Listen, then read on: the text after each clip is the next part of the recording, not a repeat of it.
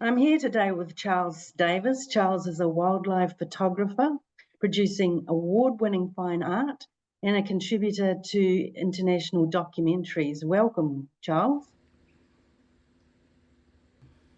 What got you started in wildlife photography? Snowboarding. Snowboarding. How did that come about? When I was 16, I was already traveling and competing around the world. And towards the end of it, I got a little camera. So I would go down to the dump in Canada and I'd photograph bears and eagles. And I thought, oh, this is fun. It's a little bit like hunting when I was at home because I grew up on a big farm here. And, but nothing died. So that was even nicer. And then when I came home, it just got even easier because I already knew all the animals. And then I combined my skills on snow with the arty camera stuff and it just started clicking and people started wanting to buy photos and they wouldn't leave me alone and then it turned into a full-time job and I've been here ever since. I guess you're Yeah. pretty happy with that. Yeah. Oh, you never think it's going to be a possibility to be a job. Like nobody does this for a job. But I think the best things come when you don't seek them out. So yeah, I place a very high value on my individuality. So a lot of your material is shot close to home and nearby Cooma and the Snowy Mountains. How have those places inspired you? Well, it's a pretty inhospitable environment to a lot of people. I find it quite comforting being in a blizzard. You know, I feel very at ease, but it freaks a lot of people out, and I've taken advantage of that.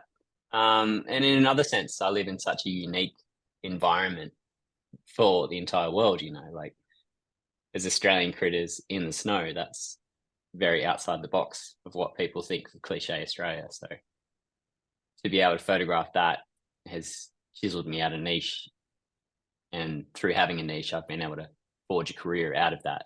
You've worked on several major wildlife documentaries. Can you tell us a bit more about your involvement? Yeah, so I've worked with everyone from Nat Geo to the BBC to David Attenborough to Bear Grylls, um, Dame Edna. Yeah, they all stemmed from a photo. They'll find my photos and go, right, there's a story there. And if I've taken a photo of it, then they can film it. And then they'll get in contact and then I'll either film because I'm on the ground or I'll be a fixer. So I'll set everything up for a cinematographer to come in and I'll shoot with them. But I've taken that mentality from filming shoots to now my still shoots. I'll treat them the same rather than going out aimlessly to just randomly find something. I'll have set shots in mind and I'll go to a location and I will fixate on that for 1 or 2 weeks until I get it. What have been some of your most interesting experiences photographing wildlife? I just spent 11 days dug into the side of a sand dune at Lake Mungo during that heat wave, and that was sandstorms and chasing after baby emus.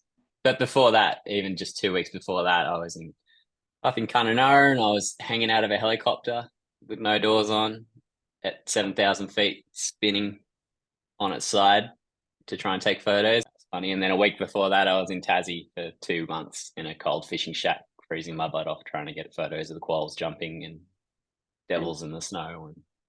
And how do you think about when you're photographing in the snow? Do you have to think about the contrast and the light and the glare?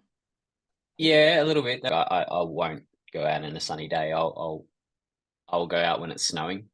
Generally, if it's snowing, then I'm taking photos because it just becomes a big white box and falling snow adds more to everything.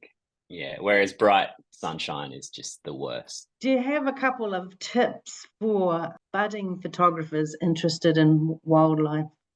Learn how to hunt. That's never something they expect to hear, but you don't have to kill anything. You just need to learn how to stalk, learn what the footprints mean, learn animal behavior, you know.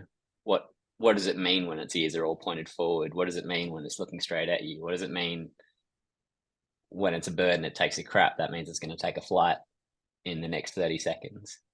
You know, to learn all these things, to learn where you need to be. So the thing I always say to people when I'm on a shoot is don't be where the animal is, be where the animal's going to be, and then you'll get the shot. So you need to figure out where they're going, and you need to put yourself there without them knowing that you're there. And then you'll get the shot of it coming towards you rather than getting a shot of its ass. It's easier said than done, though. It's, Quite yeah. a lot of bush knowledge in there. Yeah, luck only goes so far. I have to draw this to a close. Thank you very much for joining us today. It's great to be able to hear about your amazing work. That's all right. You're most welcome.